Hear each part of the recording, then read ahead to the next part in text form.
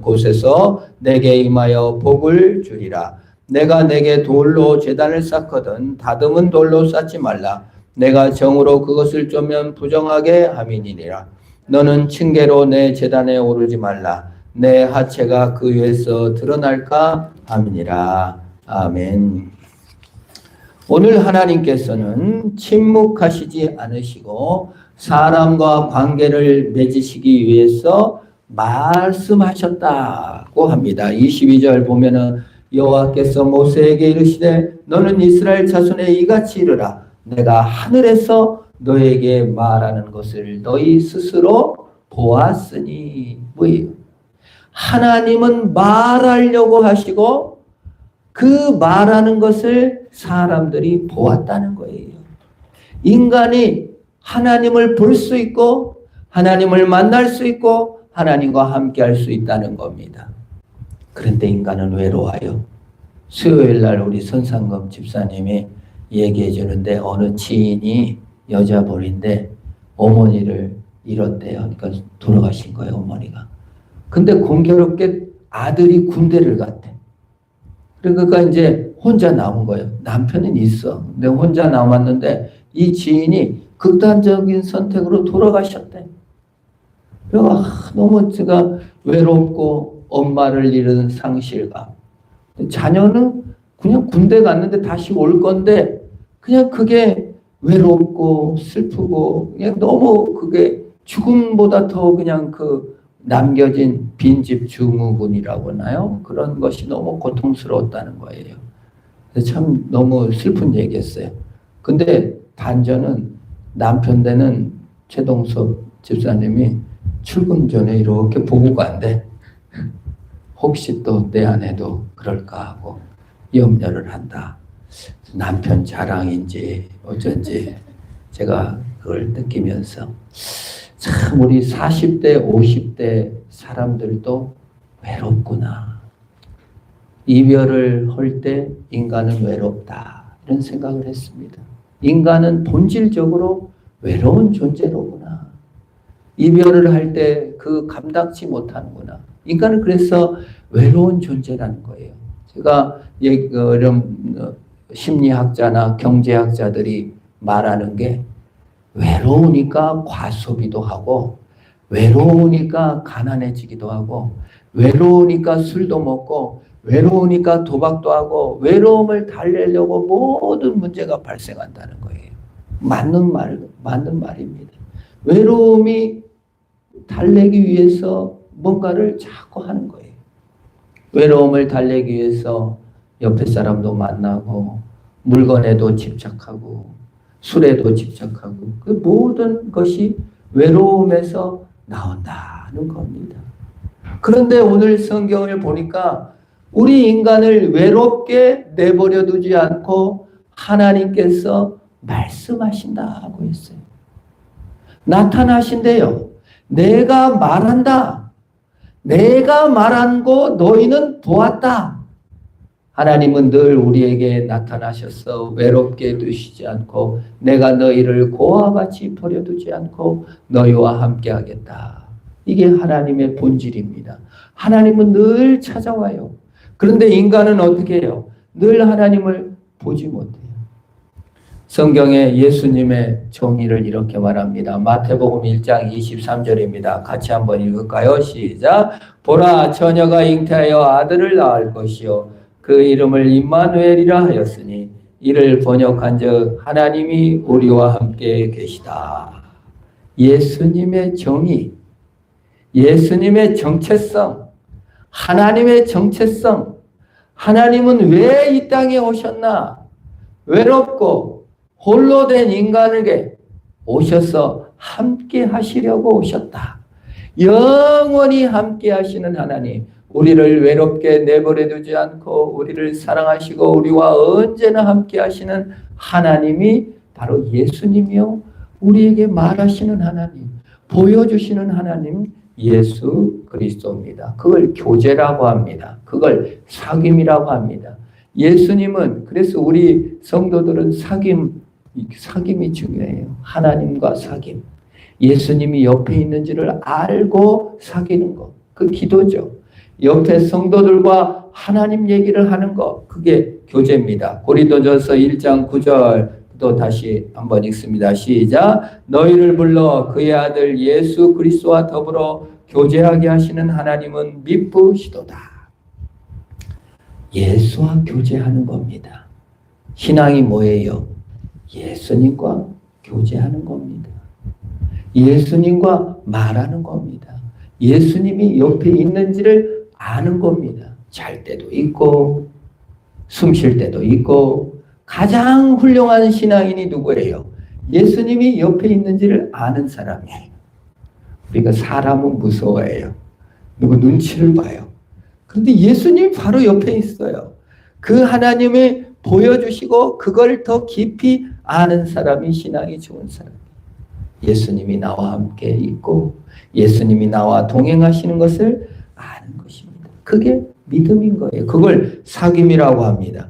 그거를 교제라고 합니다. 요한일서 1장 3절도 이렇게 예수님께서 오신 목적을 이렇게 말합니다. 같이 읽어볼까요? 우리가 보고 들은 바를 너에게 전함은 너희로 우리와 사귐이 있게 하려 함이니 우리의 사귐은 아버지와 그의 아들 예수 그리스도와 더불어 누림이라.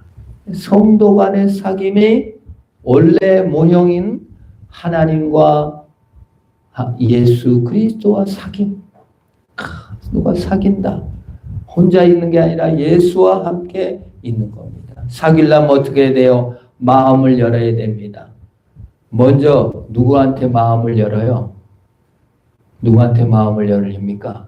어디 모임에 갔는데 자신의 슬픔과 과거와 아픔을 다 꺼내놓고 그냥 수치스러운 얘기를 다 얘기하는 거야. 그럼 어떻게 돼요? 나도 얘기해도 되겠네. 이 정도는 나도 마음을 열 수가 있겠네. 이렇게 되는 거예요. 아무도 자기 아픔은 얘기 안 하고 다 자랑만 얘기하면 내가 못 올 때를 왔나? 다 잘난 사람들만 있네. 이렇게 돼서 마음을 열지 못합니다. 그런데 먼저 어떤 고통도 어떤 아픔도 얘기해도 받아준다 하면은 마음을 열 수가 있는 겁니다. 우리 예수님은 어떤 분이에요? 골라내러 왔어요? 잘난 자 찾아내러 왔어요? 신앙 좋은 사람 골라내러 오신 것이 아니라 죄인을 위해 오셨고 장녀와 세리들의 친구가 되어주셨으니 우리의 마음을 열 수가 있는 거예요. 예수님께서 그래 마음을 열잖아요. 예수님도 제자들에게 마음을 열잖아요. 내가 고민돼서 죽게 됐다. 나를 위해 좀 기도해다오. 하나님이신데도 마음을 열어 보이신 겁니다. 우리는 그럴싸해 보이기를 원하고 남에게 잘 보이기를 원하는데요. 예수님은 그런 걸 원하시는 게 아니라 마음을 열고 예수님께 나아가는 것을 원하는 거예요. 우리 예수님 교회 못 나가요? 내 마음에 딴 게 있으니까. 하나님 그거 말고 돈을 주시라니까요. 아이고 무슨 사귐. 돈을 내놓으세요. 우리 남편이 여보 어디 차나 한잔 할까? 그랬더니 부인이 돈 갖고 오라고 무슨 차를 마시고 그랬대.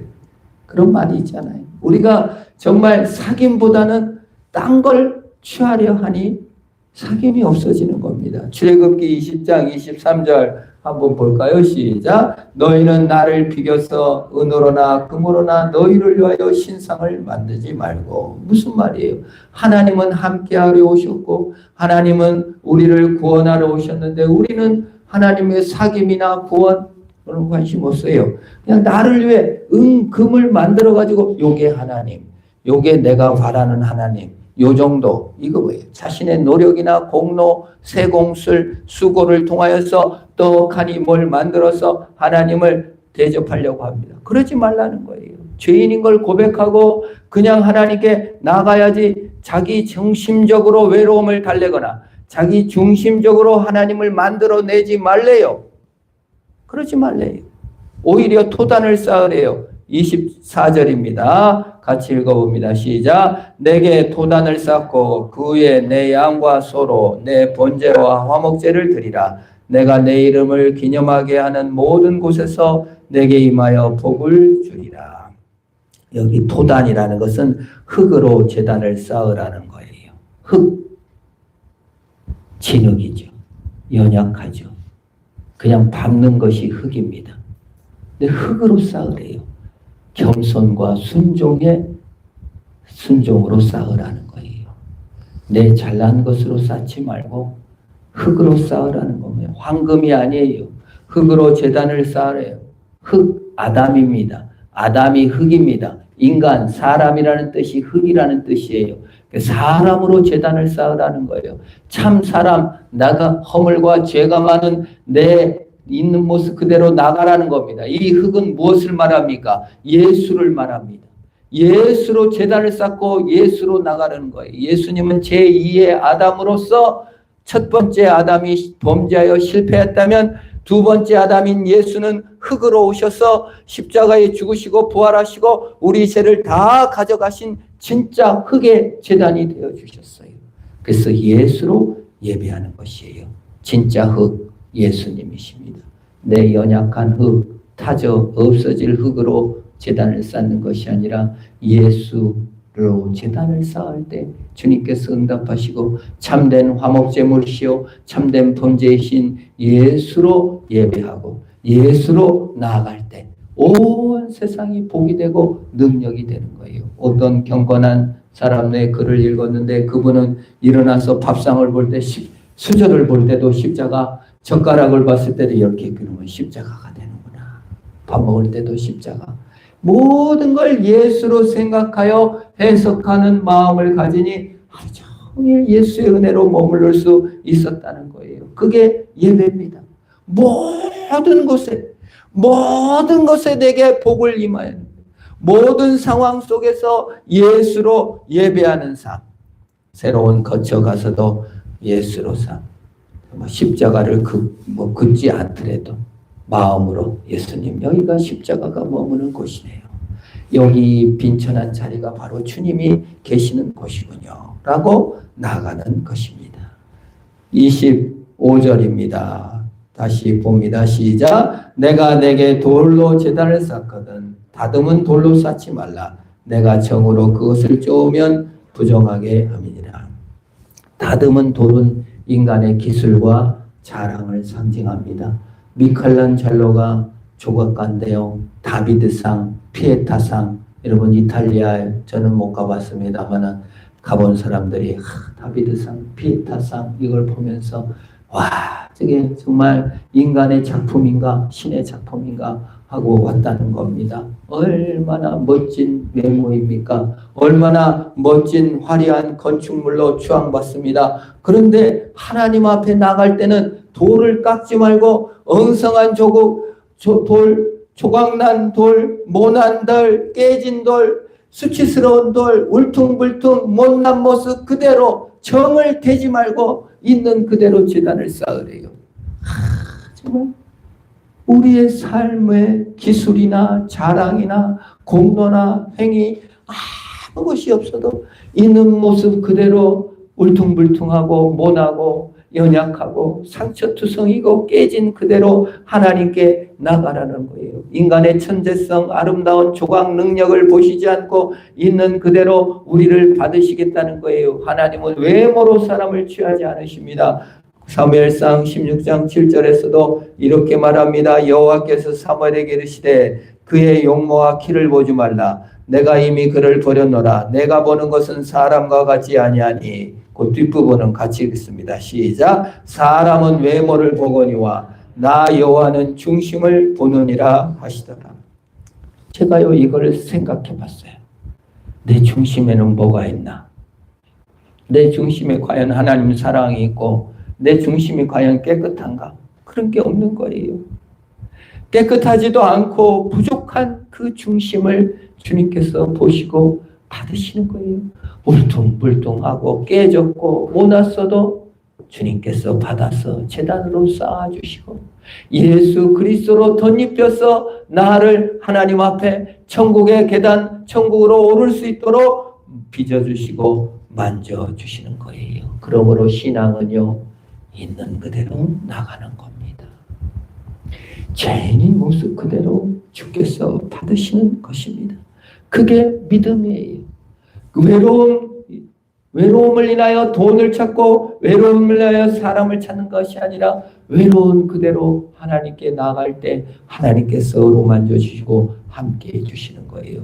누가복음 18장 9절에서 14절에 이런 내용이 나옵니다. 제가 읽어보겠습니다. 또 자기를 의롭다고 믿고 다른 사람을 멸시하는 자들에게 이 비유로 말씀하시되 두 사람이 기도하러 성전에 올라가니 하나는 바리새인이요 하나는 세리라. 바리새인은 서서 따로 기도하여 이르되 하나님이여 나는 다른 사람들 곧 토색, 불의, 간음을 하는 자들과 같지 아니하고 이 세리와 같지 아니함을 감사나이다. 나는 일에 2번씩 금식하고 또 소득의 11조를 드리나이다 하고 세리는 멀리 서서 감히 눈을 들어 하나님을 쳐다보지 못하고 다만 가슴을 치며 이르되 하나님이여 불쌍히 여기소서 나는 죄인으로소이다 하였느니라. 여러분 외모가 뭔지 아세요? 키 크고 잘생기고 그것만 외모가 아니에요. 지식도 외모예요. 돈도 외모예요. 권력도 외모예요. 높은 자리도 외모예요. 이 바리새인은 외모로 예배합니다. 내가 11조를 드렸습니다. 내가 금식을 했습니다. 자기 공로로 예배합니다. 하나님은 어디에도 없어요. 하나님이 자비하신지 하나님이 은혜로우신지 하나님이 뭐 하셨는지 이건 아무것도 없어요. 내가 한 것밖에 없어요. 내가 11조 했습니다. 내가 도덕적으로 깨끗하게 살았습니다. 토색을 안 했습니다. 불의를 안 했습니다. 외모밖에 없어요. 외모밖에. 그리고 비교가 있어요. 저 세리와 같지 아니함을 감사합니다. 남과 비교만 있어요. 자기 자신의 명분만 있고 명예만 있어요. 남과 비교된 자신만 있어요. 교회 와서 하나님이 없고 남과 비교만 해. 저 사람은 어떻게 살고 저 사람은 어떻고 나는 수치스럽고 나는 보고 외모로 예배하는 거예요. 하나님은 외모를 안 받으시고 속 중심을 받으시는 거예요. 오늘 세리는 13절에 뭐라고 기도합니까? 가슴을 치며 이르되 하나님이여 불쌍히 여기소서. 어디에 나가 있어요?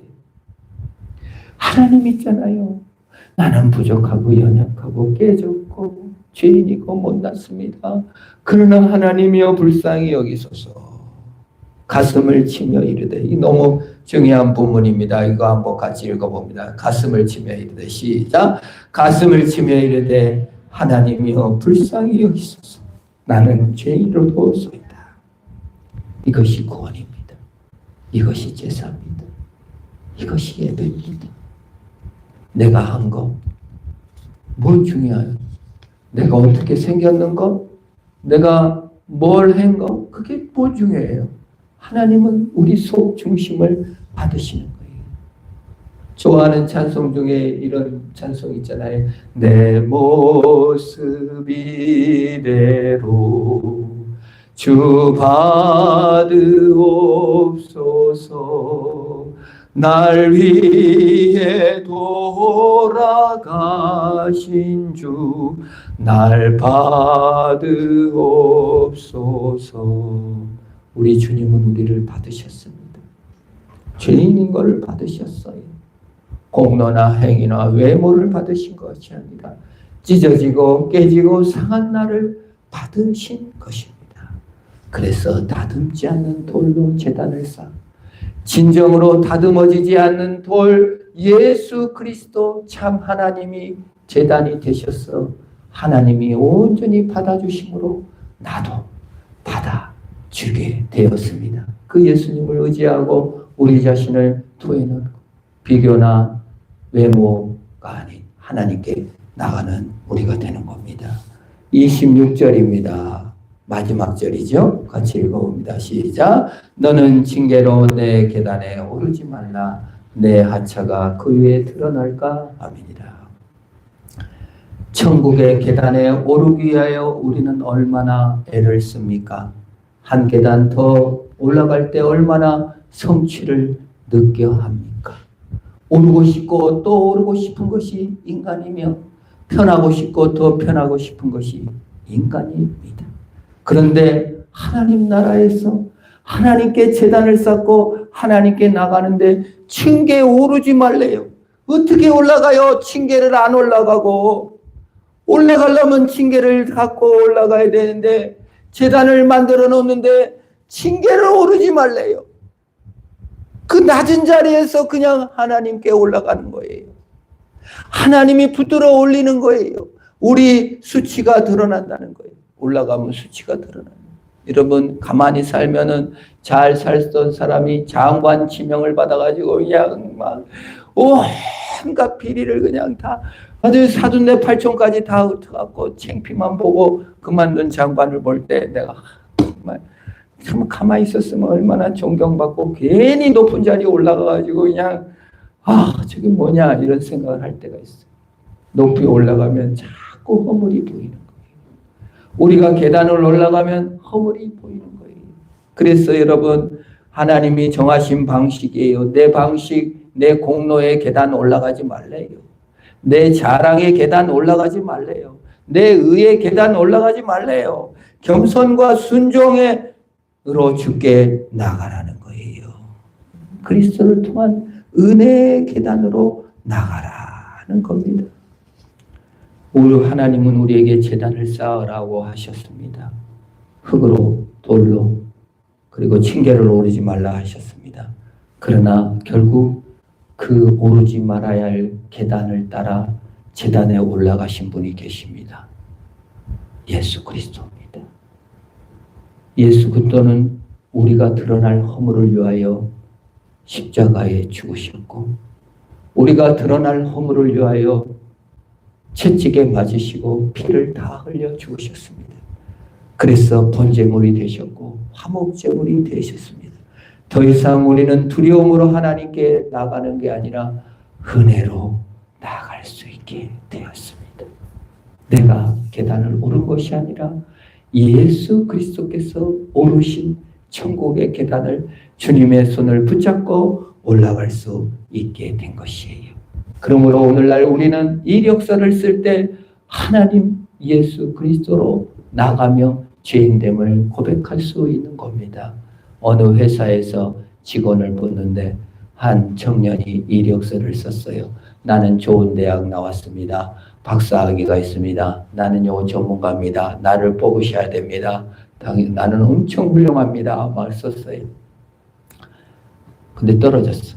근데 한 청년은 나는 대학을 이렇게 실패했는데 이렇게 공부해서 학위를 따고 또 일을 하다가 이런 걸 내가 좌절을 겪었지만 극복하고 요런 방면으로 다시 나를 성숙하는 계기가 되었습니다. 라고 썼는데 합격했고 떨어진 사람이 너무 억울해. 최고 대학을 나오고 이렇게 훌륭한 나를 안 뽑아주다니 가서 따졌어요. 그랬더니 당신 이력은 너무 훌륭합니다. 훌륭한 데 가서 일하십시오. 우리는 사실 문제 해결을 하며 함께 문제를 극복하는 사람을 구하고 있었습니다. 하며 후자를 선택했다는 거예요. 우리 하나님 앞에 이력을 뭘 쓰시겠습니까? 열심히 살았습니다. 행위를 쓰겠습니까? 공로를 쓰겠습니까? 외모를 쓰겠습니까? 비교함을 쓰겠습니까? 부족하고 연약합니다. 그러나 이 외로움 주님께서 함께 하셨고 주님이 나를 사랑하셨고 주님으로 변화받았고 그 깊은 고독 속에 하나님으로 위로받고 새로워졌습니다. 우리의 이력서가 예수 그리스도와 만나며 동행이요 역사가 되어야 될 줄 믿습니다. 하나님 앞에 우리는 늘 낯을 높일 위험성 있는 존재가 인간인 거예요.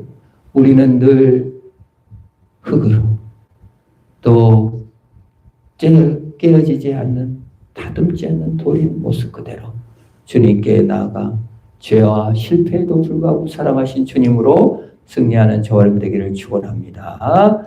기도하겠습니다. 하나님 아버지 감사합니다. 주님으로 승리케 하여 주시고 이 고독한 인생 가운데서 예수로 만족하며 승리하는 우리들이 다 되게 하여 주옵소서. 예수님의 이름